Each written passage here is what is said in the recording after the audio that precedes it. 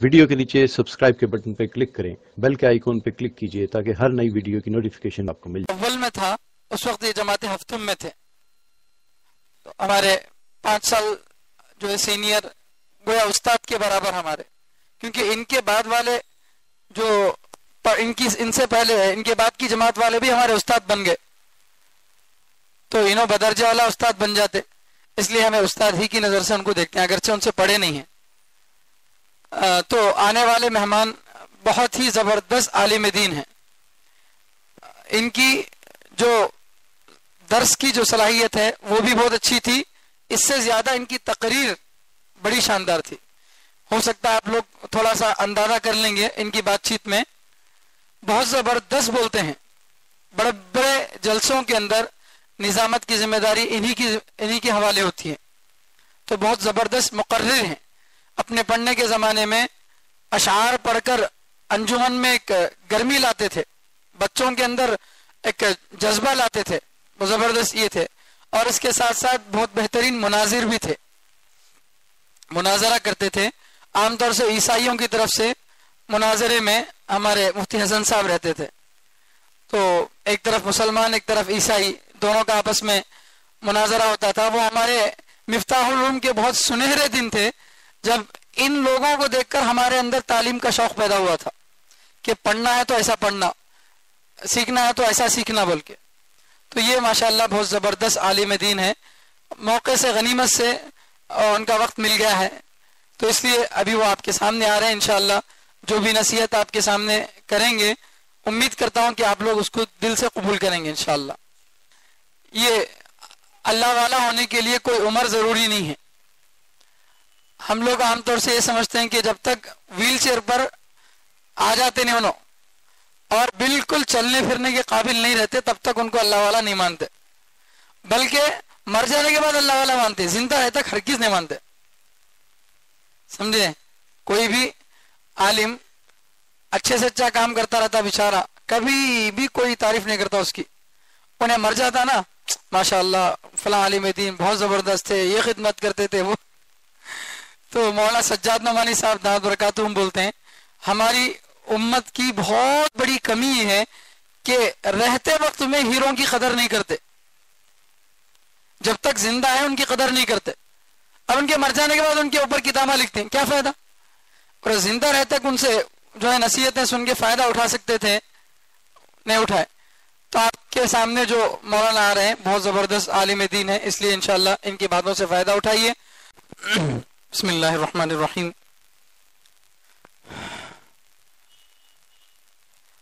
ہمارے لیے بہت بڑی سعادت اور خوشی کی گھڑی ہے کہ اس وقت ہمارے درمیان ہمارے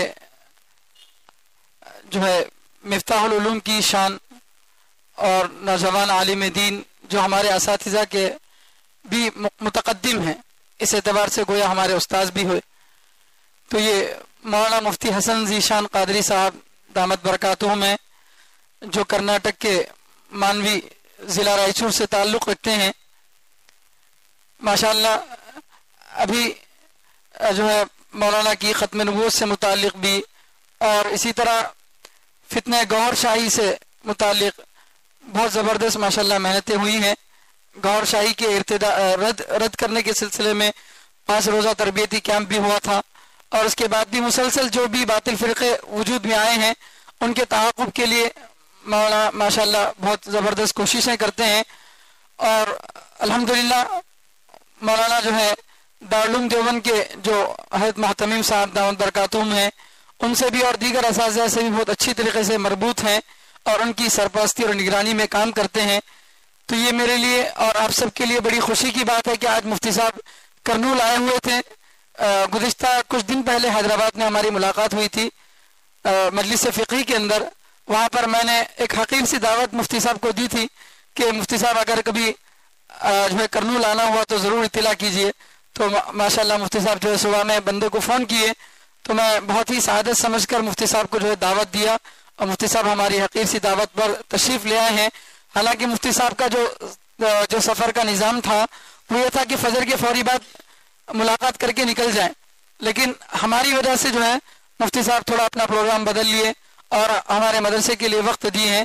میں آپ کا اس سلسلے میں جو ہے بہت ہی شکر گزار ہوں. اللہ آپ کو جزائے خیر عطا فرمائے. مفتی صاحب جو ہے ماشاءاللہ طالب علمی کے زمانے میں ہم دیکھتے تھے، جب میں اول میں تھا تو مفتی صاحب جو ہے جماعت ہفتم میں تھے، تو مفتی صاحب ہی کی جماعت سے متعلق انہی کی جماعت کے ایک ساتھی مفتی طاہر صاحب دامت برکاتہم گزشتہ سال آئے تھے ماشاءاللہ، 2 مرتبہ مدرسے کو آئے تھے مفتی صاحب بھی.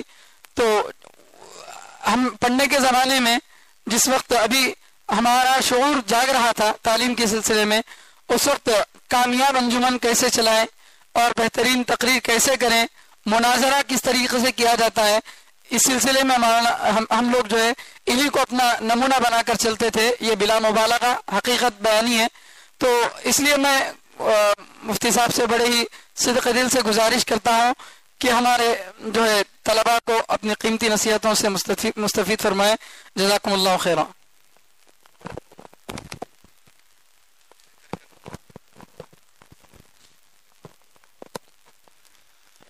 السلام علیکم ورحمۃ اللہ وبرکاتہ. الحمد للہ رب العالمین والصلاة والسلام علی سید الانبیاء والمرسلین وعلى آلہ وصحبہ اجمعین. اما بعد فاعوذ باللہ من الشیطان الرجیم. بسم اللہ الرحمن الرحیم. وعلمک ما لم تکن تعلم وکان فضل اللہ علیک عظیما. صدق اللہ مولانا العظیم. قال النبی صلی اللہ علیہ وسلم خیرکم من تعلم القرآن وعلمہ او کما قال علیہ الصلاة والسلام.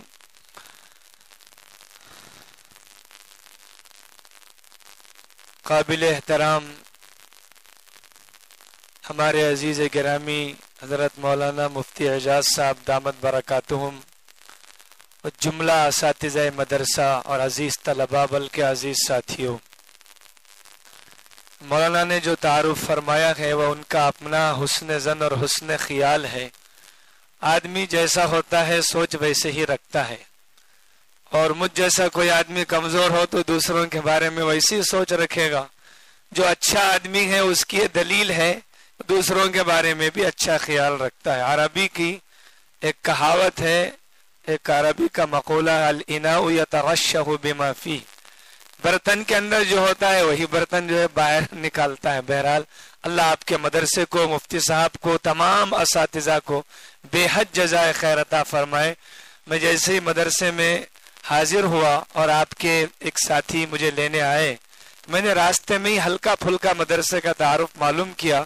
ویسے مفتی صاحب سے ماشاءاللہ بہت پہلے سے ہمارا تعلق ہے، ہمارے اساتذہ کے ذریعے بھی مفتی صاحب کی خدمات کا علم ہوتا رہتا ہے. ابھی مولانا قاضی عبد الماجد صاحب نظامی کے پاس میں تھا دامت برکاتہم، وہ میرے رشتہ دار بھی ہیں. انہوں نے بھی مفتی صاحب کے متعلق ان کی خدمتوں کا ذکر کیا کہ بہت محنت کے ساتھ ماشاءاللہ یہاں کام کر رہے ہیں. تو اس سے بڑی الحمدللہ خوشی ہوئی، اس لیے کہ ایک تو ہم دور کی بات سنتے ہیں، ایک مقامی لوگوں کی گواہی ہے، اور مقامی لوگوں میں بھی ایسے لوگ جو باقاعدہ ملک و ملت کی خدمت انجام دیتے ہیں، ان کا اپنے حلقے میں ایک اثر ہے اور وہ پرکھتے ہیں کہ بھئی کون کیسے کام کر رہا ہے. ایسے وقت ایسے لوگوں کی گواہی جو ہے بہت بڑی چیز ہے. اللہ تعالیٰ آپ کے اس ادارے کو، حضرت ناظم صاحب کو، تمام اساتذہ کو بے حد قبول فرمائے، نظر بد سے محفوظ و مامون فرمائے. اللہ تعالی ہم سب کو اپنے مقبول بندوں میں شامل فرمائے. تو میں ایک چھوٹا سا طالب علم ہوں، اپنے اساتذہ کی کرم فرمائی ہے، اپنے ساتھیوں کا حسن ظن ہے، ٹوٹی پھوٹی خدمات اللہ تعالیٰ لے رہا ہے. اللہ تعالیٰ اس کو اپنے پاس مقبول بھی فرمائے اور کسی طرح کی ڈگمگاہٹ سے، صراط مستقیم سے ہٹ جانے سے، اپنے آپ کے بارے میں بہت زیادہ خوش فہمی کا شکار ہو کر اپنے بڑوں سے بے نیاز ہونے سے ہم سب کی حفاظت فرمائے. میں عزیز ساتھیوں آپ کے سامنے 2-3 گزارشات رکھنا ہے. ایک تو بڑی خوشی یہ ہوئی کہ یہاں درجات عالمیت تک ماشاءاللہ تعلیم ہے. جنوب کے ان علاقوں میں جو ہمارے اس کرناٹک کا ہے، حیدرآباد تو بڑا شہر ہے، دوسرے بنگلور بڑا شہر ہے، اس کے پاس ہے جو رائچور، محبوب نگر، کرنول، ادھر کڑپا، اننتپور وغیرہ میں عالمیت کے بڑے درجات کے مدرسے میری معلومات میں نہیں ہے. کہیں ہیں تو جو اننتپور کا ایسے دارالعلوم نعمانیہ ہے تو وہاں بھی کسی قدر الحمدللہ تعلیم ہے، لیکن ایک مستقل باقاعدہ ایک لمبے زمانے سے چلنے والا ادارہ ہے. لیکن یہاں معلوم ہوا کہ لاک ڈاؤن کا ابھی 4-5 سال کا عرصہ بھی مکمل نہیں ہوا. لاک ڈاؤن کے بعد شروع ہونے والا یہ ادارہ ایک چھوٹا سا پودا ان 3-4 سالوں کے اندر ماشاءاللہ پنجم ششم تک، تعداد جتنی بھی ہو پنجم ششم تک پہنچ گیا. یہ تو اللہ کے پاس ادارے کی مقبولیت کی علامت ہے، بزرگوں کے دعاؤں کی سایہ فگن ہونے کی علامت ہے کہ ماشاءاللہ 90 طلبہ ہیں، اور صرف حفظ و ناظرہ کے نہیں، وہ بھی بہت بڑی سعادت ہے. حفظ و ناظرہ کوئی کم چیز نہیں، مگر اس کے ساتھ ساتھ آگے کی تعلیم کے لیے مراحل اور یہ سہولیات اور یہ انتظامات کرنول جیسے شہر میں ہی ہو جائے، اس میں شک نہیں کہ کرنول کی تاریخ میں بہت ہی علمی شہر رہا ہے. ایسا نہیں کہ ہمارے دوسرے شہروں کے مقابلے میں علمی پسماندہ شہر نہیں ہے. بعض لوگ تو یہاں تک پہلے کہتے تھے کہ کرنول کے در و دیوار سے علم کی خوشبو آتی ہے اور کرنول کے در و دیوار سے علم ٹپکتا ہے. ایک عرصہ یہاں گزرا ہے، بڑے بڑے علماء اس سے پیدا ہوئے ہیں. دارالعلوم دیوبند سے بھی قصب فیض کر کے آئے ہوئے یہاں کابر پرانے زمانے میں رہے ہیں، آئے ہیں. پھر یہاں مولانا نور اللہ قادری صاحب رحمت اللہ علیہ، ان کی خدمات تو بہت ناقابل فراموش ہے. صرف کرنول کے لیے نہیں، پوری ریاست آندھرا پردیش کے لیے کتاب و سنت کی، دعوت و اصلاح کی جو خدمت حضرت نے انجام دی ہے وہ ہم سب کے لیے گویا پیش خیمہ ہے. سر چشمہ رہے ہیں حضرت اس پورے علاقے کے لیے. تو یہ رہا، لیکن ایک زمانہ آتا ہے جیسے بغداد ہے، کوفہ ہے، مصر کے بعض علاقے ہیں، تاریخ آپ بعد میں جا کر پڑھیں گے پتہ چلے گا، آپ کے اساتذہ بھی بتاتے ہوں گے. ایک دور آتا ہے کسی بھی شہر پر ترقی کا، معاشی مالی ترقی کا بھی، سیاسی ترقی کا جیسے آتا ہے، ایسے ایک دور دینی اور علمی ترقی کا آتا ہے. جیسے دلی ایک زمانے میں علم کا مرکز سمجھی جاتی تھی، جیسے اس کے پاس ایک دوسرا علاقہ خیر آباد ہے، بھی علم کا مرکز سمجھا جاتا تھا لمبے زمانے تک.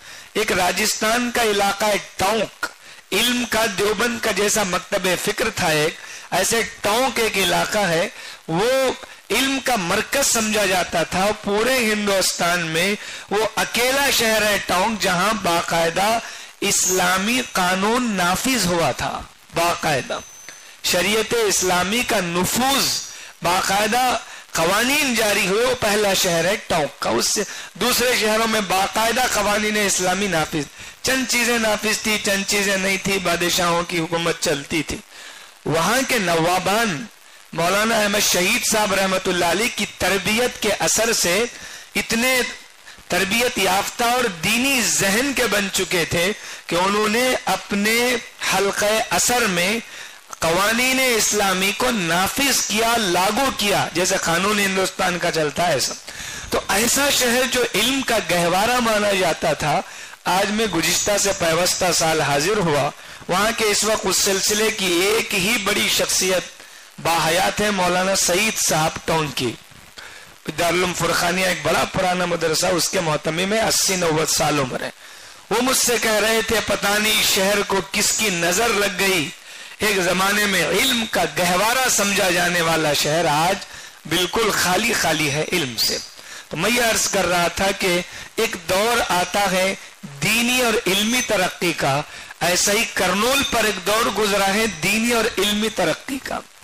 بعد میں زمانہ آیا ایسے، یعنی دعوتی اعتبار سے عمومی طور پر لوگوں میں دینی بیداری آئی، علمی طور پر کوئی اعلیٰ معیار کے مدرسے، اعلیٰ تعلیم کا دور درمیان میں یہ سلسلہ ختم ہو گیا کرنول سے. آپ بھی اس بات کو مانیں گے شاید، یہ کوئی تنقید اور برائی نہیں ہے، صورتحال کا علم ہے. پھر اس کے بعد الحمدللہ علماء کرام آئے جگہ جگہ سے فارغ ہو کر، پھر ایک ماحول بنا پچھلے 10-12 سالوں سے، کم و بیش اس سے آگے پیچھے بھی ہو سکتا ہے. تو یہاں مولانا قاضی ڈاکٹر عبدالشکور صاحب کی بھی بڑی خدمات ہیں ماشاءاللہ، اگرچہ وہ جامعہ نظامیہ کے فارغ تھے مگر انہوں نے الحمدللہ اہل حق کے تعارف میں بھی بڑا الحمدللہ کارنامہ انجام دیا ہے۔ علماء جو دکن کی عظیم شخصیات جو کتاب چھپی ہے اس میں بھی ان کی ان خدمات کا ذکر کیا گیا ہے۔ مجھے عرض کرنا تھا، اس ایک ایسے دور کے گزرنے کے بعد، پھر ایک لاک ڈاؤن کے بعد سے اللہ تعالیٰ نے پھر جو علم کا چشمہ یہاں سے جاری کیا ہے اور آپ حضرات اس کے حصے دار ہیں۔ اللہ نے آپ کو پڑھنے کے لیے، اساتذہ کو پڑھانے کے لیے قبول کیا ہے۔ دارالعلوم دیوبند کی بنیاد چند بزرگوں نے رکھی تھی، تعلیم کی شروعات انار کے درخت کے نیچے سے صرف ایک شاگرد اور ایک استاد سے ہوئی۔ کل حضرت مفتی راشد صاحب دامت برکاتہم وجے واڑہ تشریف لائے تھے، نائب محتمم، انہوں نے فرمایا صرف 6 مہینے کے اندر، مئی میں شروع ہوا دارالعلوم، سال کے اختتام کو پہنچنے سے پہلے دورے تک کی تعلیم شروع ہو گئی۔ اسی سال، جس سال ایک استاذ ایک شاگرد کے ذریعے یہ مدرسہ شروع ہوا تھا دارالعلوم دیوبند، تو سالانہ امتحان، سالانہ کی تعلیم تک پہنچتے اس سے پہلے ہی دارالعلوم دیوبند میں دورے تک کی تعلیم شروع ہو گئی تھی۔ یہ مقبولیت تھی بزرگوں کی، ان کے اخلاص کی۔ اور قندھار، افغانستان، برما، کہاں سے لوگ آئے۔ حضرت کہہ رہے تھے نہ وہ دور اخبارات کا تھا، نہ میڈیا کا تھا، نہ ٹیلی فون کا تھا، ایسے لگتا ہے کہ بزرگوں کی آواز ان کے دلوں تک پہنچ گئی اور اللہ تعالیٰ نے ان کے دلوں کو متوجہ کر دیا۔ جیسے حضرت ابراہیم علیہ الصلاۃ والسلام کی آواز پر اللہ نے لوگوں کو اپنے حرم محترم کی طرف متوجہ کر دیا، ایسے ہندوستان نے دین اسلام کی حفاظت کے لیے لوگوں کو اللہ نے دارالعلوم دیوبند کی طرف متوجہ کر دیا۔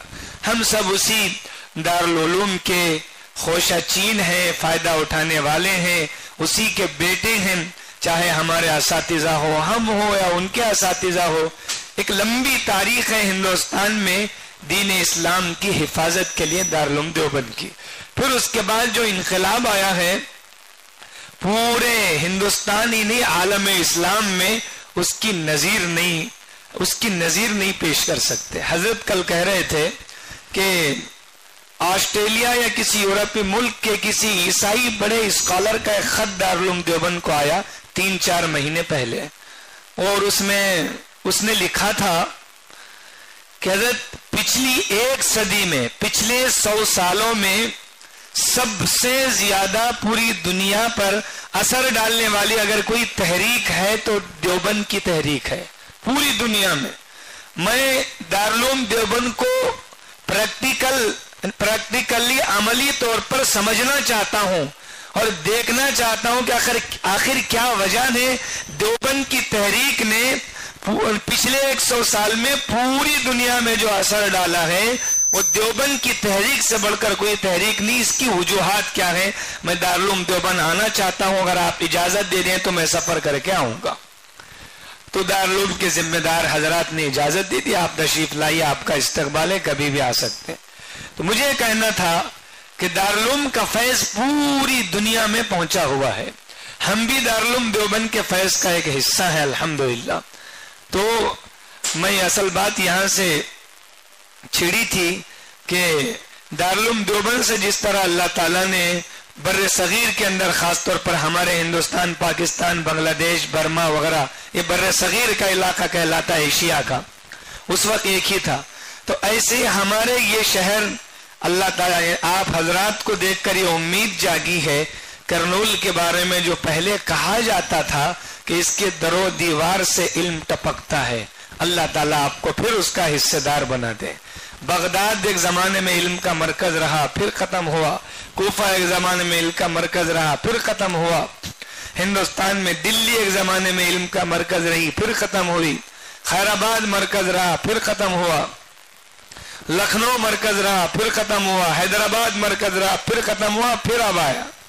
تو ایسے ہی ماشاءاللہ آپ کا یہ ادارہ جو دارالعلوم سعیدیہ ہے، اللہ نے ہم سب کو ان سعادت مند بندوں میں شامل کیا ہے جس کی آبیاری کے لیے، جس کے گل و گلزار کو تازہ کرنے کے لیے، جس کے فیض کو جاری اور ساری رکھنے کے لیے اللہ نے ہم کو قبول کیا ہے. اس لیے ہمیں خوش نصیب سمجھنا چاہیے. اس لیے کہ حدیث میں ہے طوبى لعبد جعلہ اللہ مفتاحا للخیر ومغلاقا للشر. اس بندے کے لیے بڑی مبارکبادی ہے، شاباشی ہے، وہ بندہ قابل مبارکباد ہے، واہ واہ ہے، جس کو اللہ تعالیٰ کسی خیر کے شروع ہونے کا یا شروع کرنے کا ذریعہ بنائے، خیر کی چابی بنائے. الحمدللہ آپ اول دوم سوم چارم پنجم ششم کے جو طلبہ ہیں تو لاک ڈاؤن کے بعد یہ شروع ہوا تو آپ گویا اس کے پہلے طلبہ ہیں، اس مدرسے کے پہلے فرزندان ہیں. اب آپ کے بعد جتنے لوگ آئیں گے وہ بات کیا ہوں گے؟ تو اس لیے اللہ نے آپ کو پہلا طالب علم، یہاں کے اساتذہ کو پہلا استاذ بنایا ہے. تو اب اس کے بعد جتنے لوگ آپ کی ڈگر پر چلیں گے انشاءاللہ ان سب کا ثواب آپ کو ملے گا. اور حدیث شریف میں من سن سنتا حسنتا فلہ اجرہا واجر من عمل بہا، کہ جو شخص کسی اچھی چیز کی بنیاد ڈال دیتا ہے اس کو اس کا اجر تو ملے گا ہی، اپنا اجر ملے گا، اس کے ساتھ ساتھ جتنے لوگ اس کے بعد اس کے اس ڈالی ہوئی بنیاد پر، یعنی ایک اچھی چیز کی جو بنیاد ڈال کر چلا گیا اس پر چلیں گے، ان سب کا ثواب بھی اس کو ملے گا. اس لیے ہم سب بہت خوش نصیب ہیں. اللہ تعالیٰ کا اس پر بے حد شکر ادا کرنا چاہیے کہ اللہ تعالیٰ نے ہم سب کو کرنول کے دارالعلوم سعیدیہ کے اس مدرسے کا طالب علم بنایا ہے، اور ہم جیسے خدام کو یعنی ہمارے بزرگوں کو اساتذہ کو یہاں کا استاذ بنایا ہے. اور میں اس موقع پر بس میں آخری 2-3 باتیں کہہ کر اپنی بات ختم کرتا ہوں. دیکھیے یہ زمانہ علمی پسماندگی کا ہے، یعنی دین بیزاری کا ہے، سطحی علم کا ہے. علم دن بدن بہت کمزور ہوتا جا رہا ہے. جدید ترقی نے روحانیت کا گلا گھوڑ دیا ہے. ٹیکنالوجی، جدید ترقی، سائنس کی، موبائل ہے، اس طرح کے آلات ہیں اور فیسلٹیز ہیں، دن بدن دنیا جو ترقی کر رہی، مادی ترقی تو آپ سمجھتے ہیں نا، نظر آنے والی جو چیزیں، جہاز، ٹرین، کمپیوٹر، فلاں soft ware engineering, hard ware engineering, فلاں کمپیوٹر کا دور، یہ سب جدید چیزیں ہیں. یہ جدید چیزوں کی ترقی ایک طرف جہاں دنیا کو بہت آگے لے جا رہی ہے، وہیں انسانیت کو بہت نیچے گڑھے میں پہنچا رہی ہے، روحانیت کا گلا گھونٹ رہی ہے. اس موبائل نے آپ اندازہ لگائیے ہمارے دل سے عبادت کی لذت کو چھین لیا ہے، ہمارے اندر سے یکسوئی کا خاتمہ کر دیا ہے. اللہ کا خوف، اس کی خشیت، اس کا تقوی ہمارے دلوں سے نکلنے کی ایک وجہ یہ بھی، جہاں آپ چلیں گے ادھر نظر دوڑائیں گے گناہ، ادھر نظر دوڑائیں گے گناہ کی چیز، سامنے دیکھیں گے تو گناہ کی چیز، پیچھے دیکھیں گے تو گناہ کی چیز. ایسے عجیب و غریب دور سے میں اور آپ گزر رہے ہیں. ایسے وقت اسلام کی حفاظت کی ذمہ داری بھی میرے اور آپ کے اوپر ہے. حضور نے فرمایا بدأ الاسلام غریبا وسیعود کما بدأ. اسلام ایک بڑے اجنبی ماحول میں شروع ہوا تھا، جس وقت سرکار دو عالم صلی اللہ علیہ وسلم کا کوئی ساتھ دینے والا نہیں تھا، کوئی معاونت کرنے والا نہیں تھا. مکہ کے گلیوں میں آپ کے راستے میں کانٹے بچھائے جاتے تھے، تکلیفیں دی جاتی تھی، گلے میں چادر ڈال کر کھینچا جاتا تھا، اونٹ کی اوجڑیاں رکھی جاتی تھی. رشتہ داروں نے بائیکاٹ کر لیا تھا. شہاب ابی طالب میں آپ 3 سال کے قریب، 2.5 سال سے زیادہ آپ نظر بند رہے. اسی کی تکلیف سے ام المومنین حضرت خدیجہ الکبریٰ رضی اللہ عنہا جاں بحق ہو گئی. کتنے صحابہ پریشان ہو گئے، بیمار ہو گئے. ایسی تکلیفوں میں ہمارے دین کی شروعات ہوئی تھی.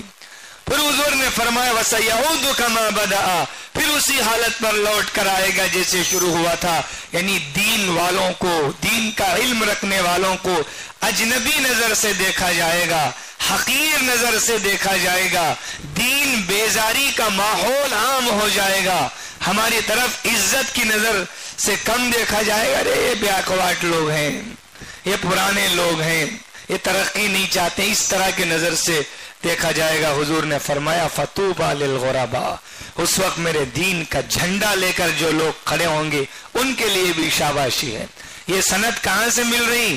کسی یونیورسٹی سے نہیں، دارالعلوم دیوبند سے نہیں، مفتاح العلوم سے نہیں، دارالعلوم سبیل الرشاد سے نہیں، ندوہ سے نہیں، کسی بڑے ادارے سے نہیں، اشرف العلوم سے نہیں، دارالعلوم حیدرآباد سے نہیں، یہ محمد الرسول اللہ کے دربار سے ہمیں یہ مبارکبادی مل رہی کہ اس وقت جو اسلام کا جھنڈا تھامے رہیں گے، بڑے مبارکباد ہیں، قابل مبارکباد ہے۔ تو اس لیے میرے عزیز دوستو، عزیز طلبہ، ہم سب کو اس وقت دین کی خدمت کے لیے اپنے آپ کو تیار کرنا ہے۔ اس کا بدلہ اللہ دنیا میں بھی دیں گے، آخرت میں بھی دیں گے۔ اس کے لیے سب سے پہلی چیز ہے اپنی نیت کی درستگی، حسن نیت نمبر 1۔ اس کے بغیر کوئی بھی کام اللہ کے نزدیک مقبول نہیں ہوتا۔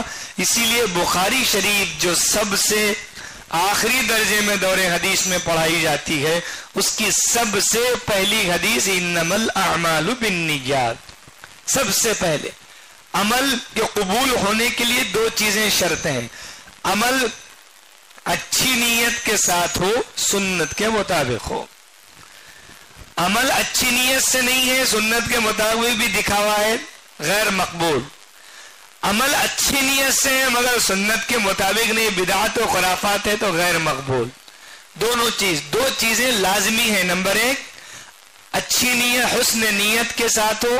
نمبر 2 سنت کے مطابق ہو۔ یہ 2 چیزیں تو انشاءاللہ اپنی نیت، آپ حضرات تو اچھی نیت سے پڑھ رہے ہیں، دوبارہ تجدید کر لیں کہ بھئی ہم جو کچھ پڑھیں گے صرف اور صرف اللہ کی رضا کے لیے، دین اسلام کی خدمت کے لیے پڑھیں گے، انشاءاللہ پڑھیں گے۔ ایک کام۔ دوسری چیز دیکھیے، اس وقت مضبوط اور پختہ علم کی ضرورت ہے۔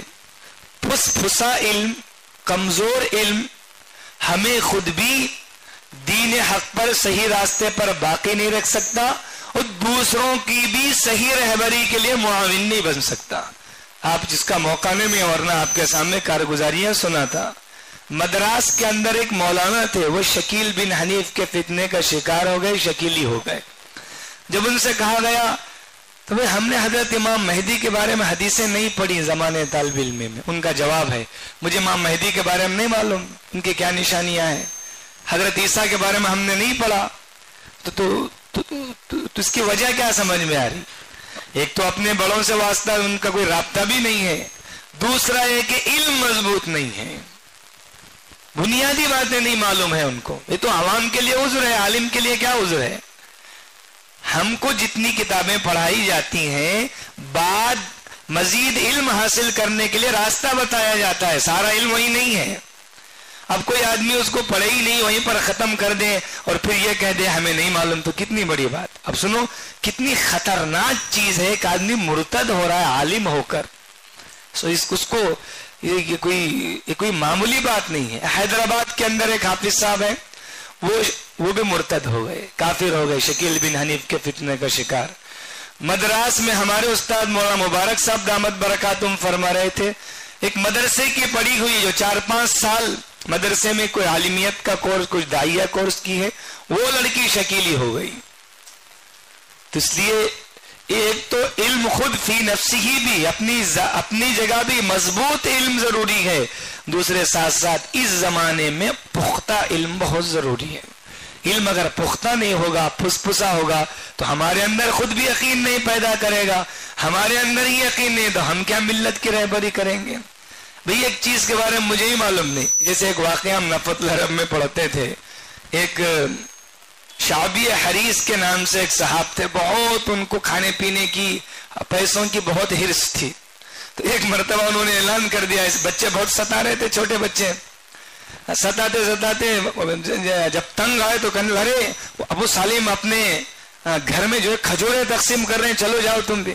پورے بچے بھاگے، بچوں کو تو چاکلیٹ چاہیے، کھجور چاہیے، دوڑے پھر تھوڑی دیر میں یہ سوچے ارے ہو سکتا ہے صحیح بھی کر رہے ہیں، انہوں بھی پیچھے پیچھے بھاگے، یعنی بولے خود ایسا تو ان کو ڈاؤٹ ارے صحیح بھی کہا، ایسا کوئی یقین اپنے بات پر ہی جماؤ نہیں، میں جھوٹ کہہ رہا ہوں سچ کہہ رہا ہوں، ایک مثال میں نے دے دی۔ تو ایسا کمزور علم ہمارے اندر بھی پختگی نہیں پیدا کرتا، یقین کے اندر مضبوطی نہیں پیدا کرتا اور ملت کی صحیح رہبری نہیں کرا سکتا۔ پہلی چیز اچھی نیت سے پڑھنا ہے، دوسری چیز پختہ علم سیکھنا ہے۔ پختہ علم کیسے آئے گا؟ آپ کے اساتذہ مجھ سے بہت ماہر ہیں، میں بس اپنا سبق دہرانے کے لیے بول رہا ہوں. 3 چیزیں حضرت تھانوی رحمت اللہ علیہ نے لکھا ہے، جو طالب علم مجھے 3 چیزوں کی ضمانت دے دے میں اس بات کی اسے گارنٹی دیتا ہوں کہ پختہ مضبوط عالم بنے گا. نمبر 1، سبق میں جانے سے پہلے سبق کا اچھی طرح مطالعہ. بہت گہرائی سے آپ پڑھیں گے، کچھ بھی سمجھ میں نہیں آئے، پہلے دن نہیں آئے گا، دوسرے دن نہیں آئے گا، تیسرے، اس کے بعد تھوڑا تھوڑا تھوڑا تھوڑا خود بخود آنا شروع ہو جائے گا. پہلے ہی سیڑھی پر اتنے پیچھے ہٹ جاتے گا. اگر کبھی چلنے تھوڑی اونچی سیڑھی ہے، کہاں جانا بھی چل بول کے پیچھے ہٹ جاتے گا. دیکھتے نہیں دیکھتے، چھوٹا بچہ بھی دیکھتا، ہوں چڑھ کے ہوں پکڑ کے ہوں ٹانگ رکھ کے دوسری سیڑھی پہ چلے جاتا. نہیں جاتا.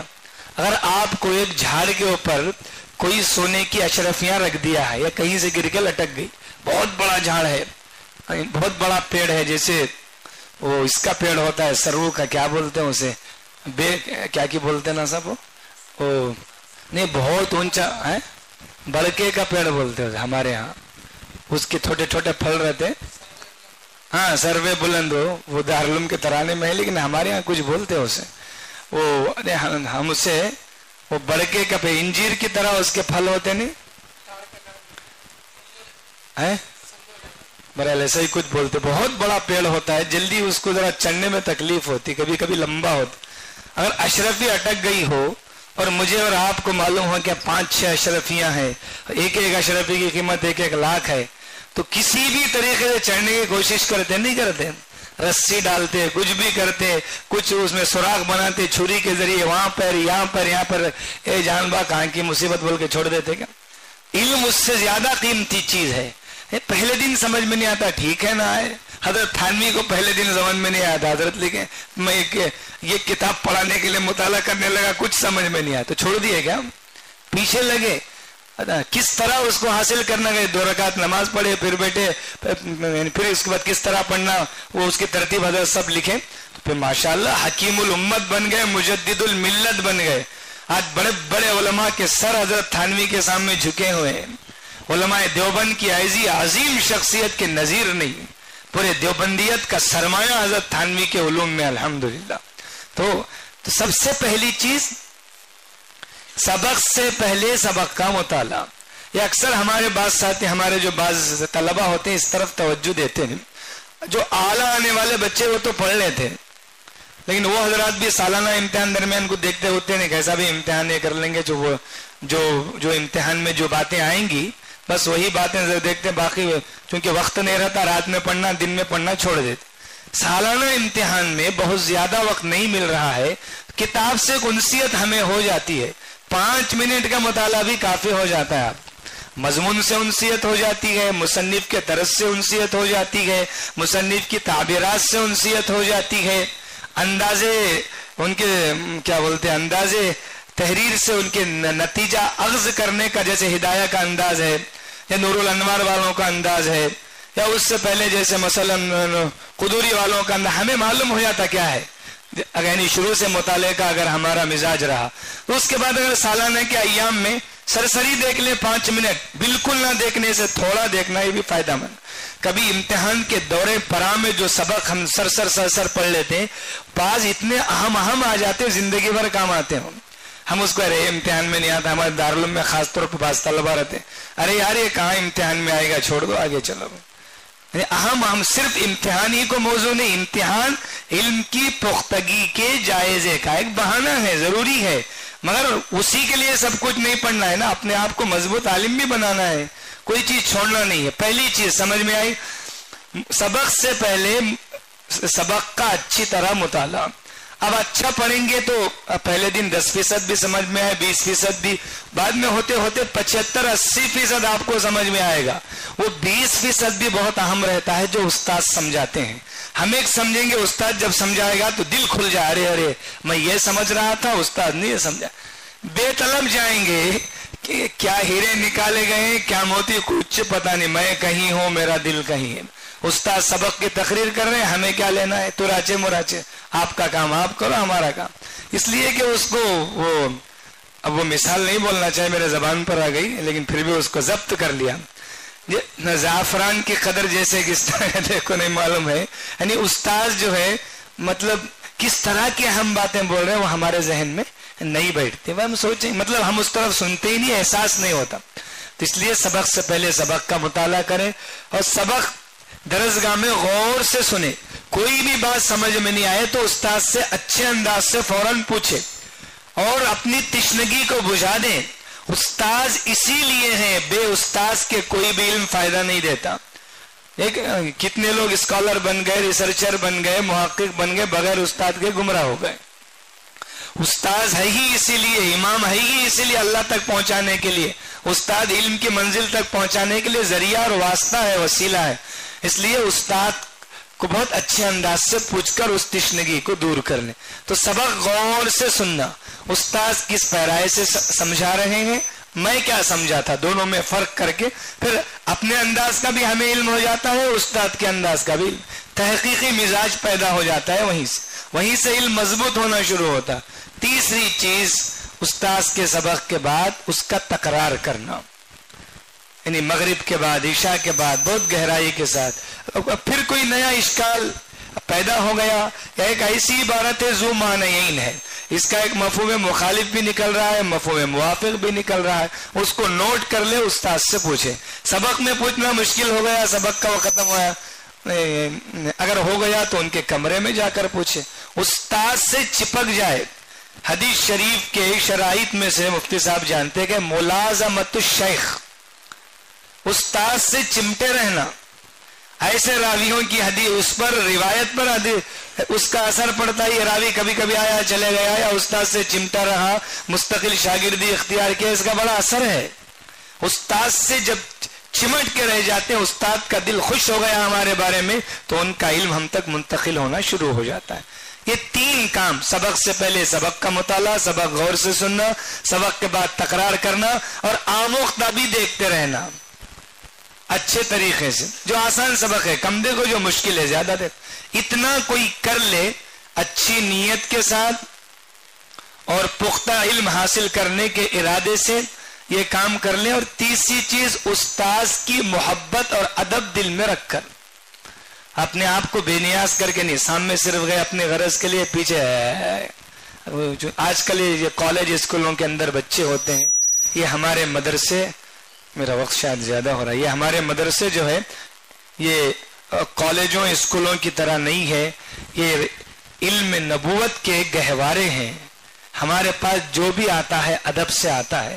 اپنے آپ کو استاذ کے سامنے فنا کر دینا چاہیے. جنہوں نے جو کچھ پایا ہے استاذ کی خدمت، ادب اور ان کی توجہ اپنی طرف متوجہ کر کے اور پھر محنت کے ساتھ پایا ہے. محنت تو شرط ہے، علم حاصل کرنے کے طریقے شرط ہیں، اس کے ساتھ ادب اور استاد سے تعلق بھی شرط ہے. ہم استاد سے بے نیاز ہو کر ان کے خلاف برائی کرتے ہوئے اسی طرح کے مدرسے کے خلاف بولتے ہوئے پڑھیں گے تو برکت نہیں آئے گی. وقتی طور پر کچھ الفاظ حروف آ جائیں گے، برکت نہیں آئے گی.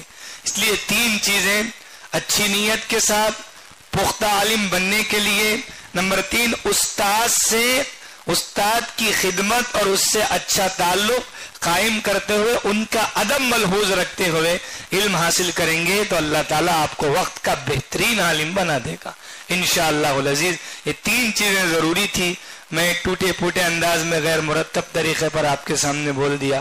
آخری چیز یہ ہے، یہ زمانہ قیامت سے بالکل قربت رکھنے والا، قیامت کا قریبی زمانہ ہے. اس وقت دن بدن ہر رات فتنے امڑ رہے ہیں. جو ہمارے بڑے طلباء خاص طور پر پنجم ششم تک آ گئے، ان سے بالخصوص، اور دوسرے درجے پر دوسرے ہمارے ساتھیوں سے، بچوں سے جو آگے بڑھیں گے، اس وقت جو فتنوں کے متعلق اور قیامت کے قریب پیش آنے والی علامات، واقعات، حالات کے متعلق رسول پاک صلی اللہ علیہ وسلم کی جتنی پیشن گوئیاں ہیں ان سب کو ذرا گہرائی سے پڑھیں.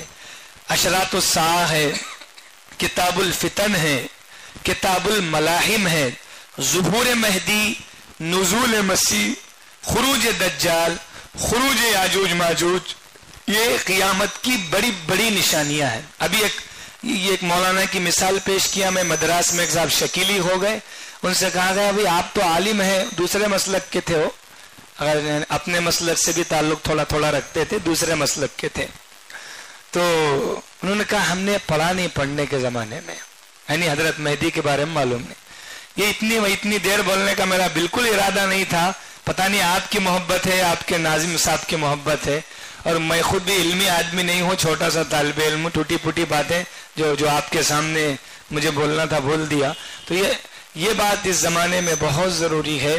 اس وقت شکیلیت کا فتنہ, قادیانیت کا فتنہ, گوہر شاہی کا فتنہ, فیاضیت کا فتنہ, غامدیت کا فتنہ, ایسے نئے نئے فتنے ہیں.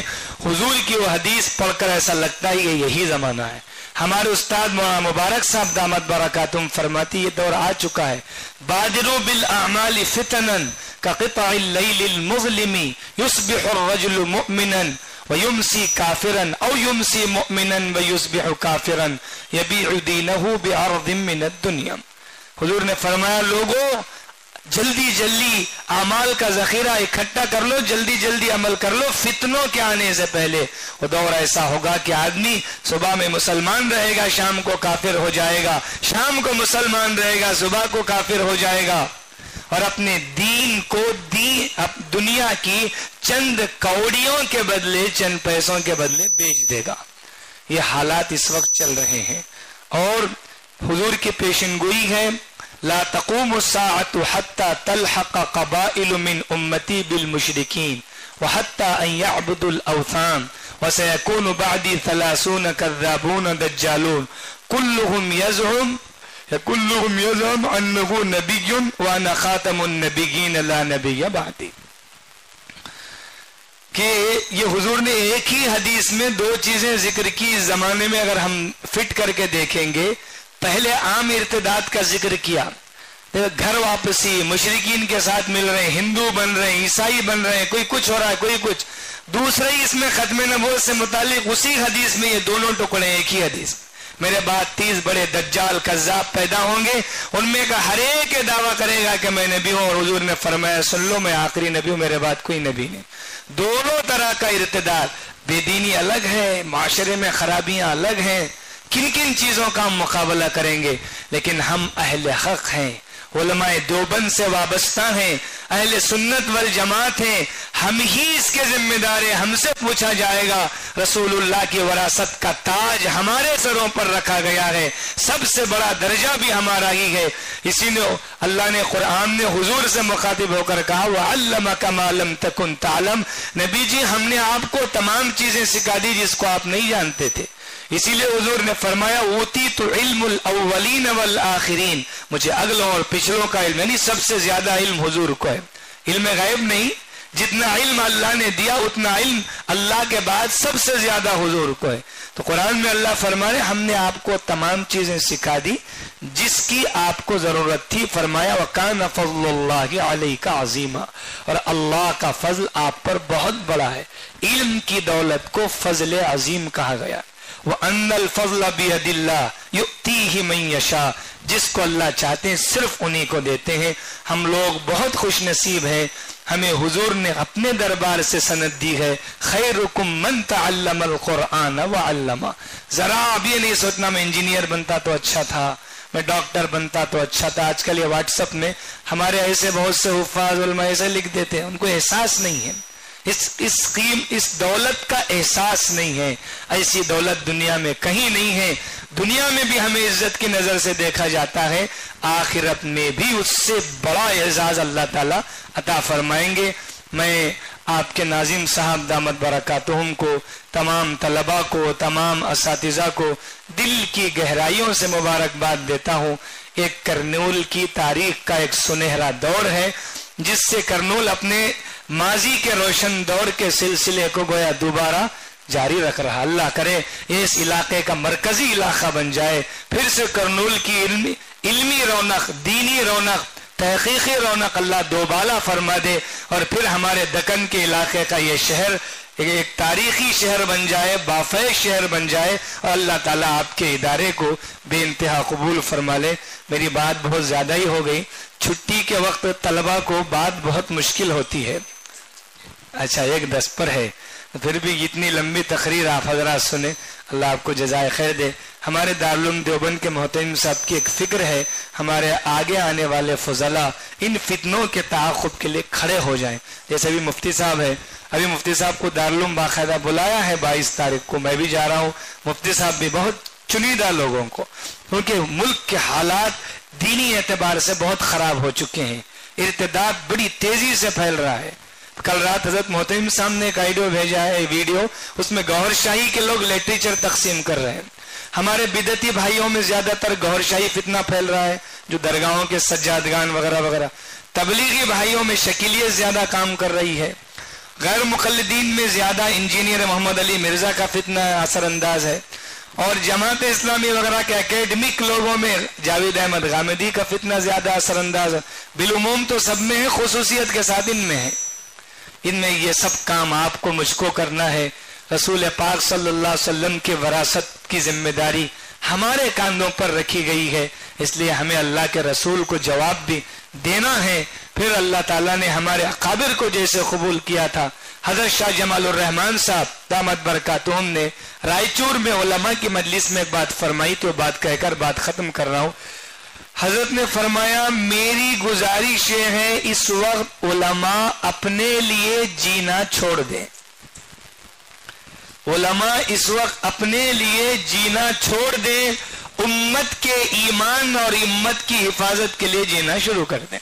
جو مل گیا کھا لیں, جو مل گیا پہن لیں, جیسے رہائش مل گئی جیسے رہنا پڑے رہ جائیں. آپ کا مقام بہت جدا گانا ہے, آپ کو جو ملے گا اللہ وہاں دے گا. اپنے لیے جینا چھوڑ دیں. حضرت کی بہت مختصر بڑی گہری بات ہے, ساری باتوں کا خلاصہ ہے. اس لیے یہ بات میں بڑوں کی آپ کے سامنے رکھ کر پھر ایک مرتبہ میری ان باتوں میں کوئی بات خلاف ادب ہوئی ہو تو میں معذرت چاہتے ہوئے آپ تمام حضرات کو مبارکباد دیتا ہوں.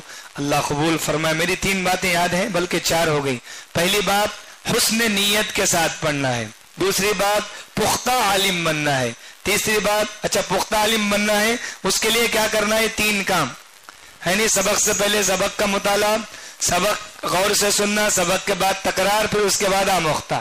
یہ اسی کے اندر آ گئی. پختہ عالم بننا ہے. نمبر 3 استاذ کا ادب, ان کی خدمت, ان کی توجہ حاصل کرنا ہے. اسی کی برکت سے یہ انشاءاللہ علم کے اندر نکھار آئے گا. اور چوتھی چیز جو فتنوں کے متعلق جتنے باب ہیں, جتنی احادیث ہیں, اس کو جو پڑھنا ہے. آخری چیز بھول گیا, اب اپنا ہم 5ویں چیز ہم جو کچھ پڑھے ہیں اس کو اپنی زندگی میں لائیں. یہ بات یاد رکھیں, تقوی والے عالم کی ہی قدر ہوتی ہے. اللہ کا اصول ہے ان الذین آمنوا وعملوا الصالحات سیجعل لهم الرحمن ودا. کتنا بھی علم ہم حاصل کریں, دل ہمارا گندا ہے, اللہ سے تعلق نہیں ہے, اللہ کا خوف نہیں ہے, تو لوگوں کے دلوں میں عظمت نہیں. سامنے آئیے مولانا بیٹھے, پیچھے کیا مولانا کیا نہیں, انہوں پڑھ لکھ کو جاہل ہے, میں نہیں پڑھے جاہل ہے, ایسا بول دیتے لوگ. ہم سنتے ہیں باتیں. یہ بات اہم میرے ذہن سے ہی نکل گئی تھی, تو یہ آخری بات ذہن میں رکھیں. تو یہ 4 باتیں ہو گئی, اور یہ ملا کر 5 ہو گئی. حسن نیت, پختہ عالم بننا, اساتذہ کا ادب, ان سے تعلق, ان کی خدمت کرنا, اور نمبر 4 فتنوں کے متعلق جتنی احادیث اس کو گہرائی سے پڑھنا استاد کی نگرانی میں. نمبر 5 اپنے علم پر عمل کرنا, تقوی اختیار کرنا. اللہ نے بعض جگہ تو ہوا رب المتقین کہہ دیا, وہ تو متقیوں ہی کا رب ہے, یعنی قریب وہی. رب تو کائنات کا ہے, اللہ تو پوری رب العالمین ہے. پہلے سورے میں الحمدللہ رب العالمین ہے, مگر دوسرے ہی اس میں ہدی للمتقین کہہ دیا. ہے نعمت سب کے لیے, مگر فائدہ یہی اٹھائیں گے. تو معلوم ہوا تقوی ہمارے اندر بہت ضروری ہے. آپ میرے لیے دعا کیجئے, میں آپ کے لیے دعا کروں گا. اللہ تعالی ہم سب کے مل بیٹھنے کو بے حد قبول فرمائے. وآخر دعوانا ان الحمد.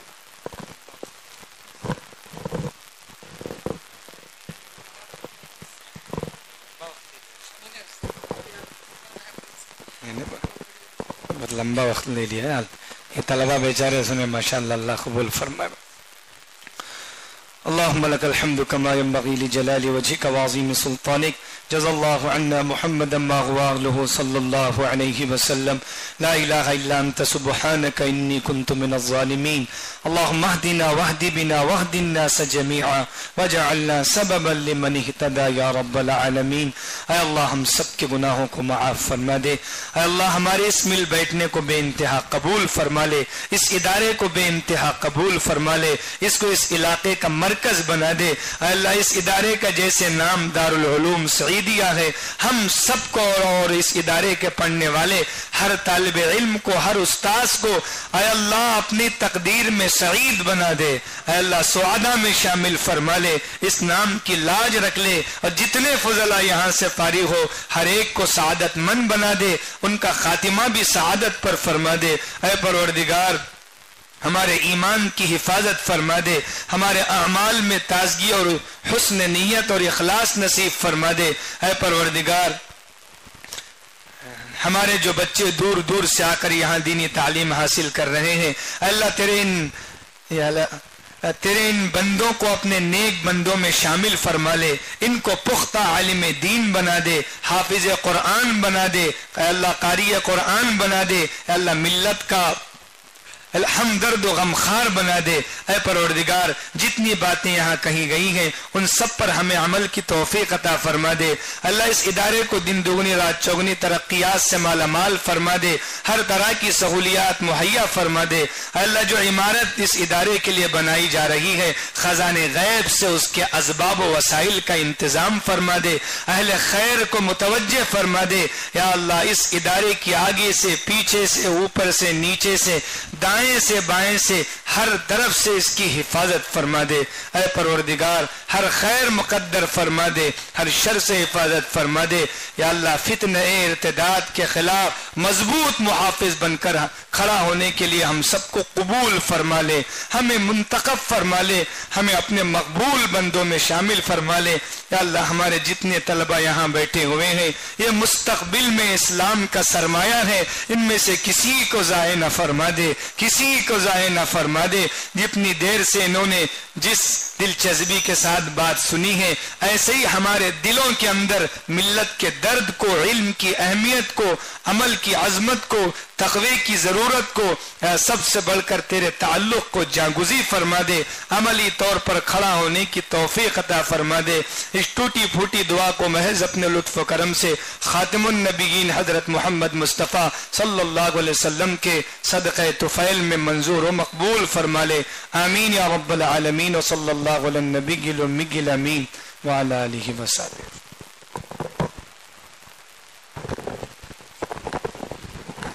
جزاکم اللہ خیر و احسن الجزا. اللہ مفتی صاحب کے آنے کو قبول فرمائے. اور میں امید کرتا ہوں کہ مفتی صاحب نے جو جو نصیحتیں ہمارے لیے کی ہیں انشاءاللہ ان تمام نصیحتوں پر ہم عمل کریں گے انشاءاللہ. اور جس طریقے سے مفتی صاحب خاص طور پر توجہ دلا رہے تھے کہ اس وقت پختہ علم کی ضرورت ہے، فتنوں کے تعاقب کے لیے اپنے آپ کو بنانے کی ضرورت ہے، تو میں امید کرتا ہوں ہمارے اساتذہ کرام کی ہماری جو ہے طرف توجہ ہے اسی سلسلے میں کہ ہمارے یہاں سے بھی ایک اچھی علماء کی جماعت تیار ہو جو اس پورے علاقے کو ارتداد سے بچائے. چونکہ ہمارے یہاں فیاض بن یاسین کا جو فتنہ ہے وہ کرنول کے اندر بہت تیزی سے پھیل رہا ہے. آپ لوگوں کو معلوم ہوگا فیاض نام کا کوئی آدمی حیدرآباد میں رہتا ہے اور وہ جو ہے لوگوں کو یہاں تک اپنے بارے میں کہہ رہا ہے کہ میں نبی ہوں، اور اس کو ماننے والے ہزاروں کی تعداد میں شہر کے اندر موجود ہیں. ہزاروں نندیال چیک پوسٹ کے پاس، این آر پیٹ میں، اور اسی طرح الگ الگ علاقوں میں ایمگنور سے وہاں پر عورتیں آ کر باقاعدہ ان کی تبلیغ کر رہی ہیں اور ہم کو اس کا علم نہیں ہے. اور اگر علم ہے بھی تو ہم کیا جا کر ان کو سمجھا سکتے ہیں؟ امام مہدی کے بارے میں یا جس چیز کے بارے میں وہ بحث کریں گے وہ ہم کو معلوم ہی نہیں ہے، وہ ٹاپک ہم کو معلوم ہی نہیں ہے. اسی لیے جیسے مفتی صاحب ایک بات بتا رہے تھے ابواب الفتن سے متعلق، الحمدللہ ہمارے ہاں مشکات شریف میں اب اس سال ترتیب بدل دی گئی ہے کہ مولانا سجاد نعمانی صاحب دامت برکاتہم سے میں پہلی مرتبہ یہ بات سنا تھا، تبھی یہ دل میں داعیہ پیدا ہوا کہ کتاب الآداب کو بعد میں پڑھایا جائے دور پرا میں. اب شروع کے سال میں اطمینان کے ساتھ کتاب الفتن پڑھائی جائے. پورے اطمینان کے ساتھ ششماہی تک مکمل ان بحثوں پر سراسر بحث کی جائے، پھر ان ابواب کو جو ہے تھوڑا سرسری نظر سے پڑھایا جائے. تو یہ الحمدللہ ہم نے اس سلسلہ شروع کیا ہے. امید کرتا ہوں کہ اللہ تعالیٰ ہم سب کے اس جمع ہونے کو قبول فرمائیں گے. جزاکم اللہ خیر و احسن الجزا. تمام طلباء جو حفظ اور ناظر کے ہیں وہ نیچے چلے جائیں اور عالمیت والے طلباء اپنی اپنی جماعت لگا کر بیٹھ جائیں. سبحان اللہ و بحمدہ، سبحانک اللہم و بحمدک، ونشہد ان لا الہ الا انت ونستغفرک ونتوب الیک.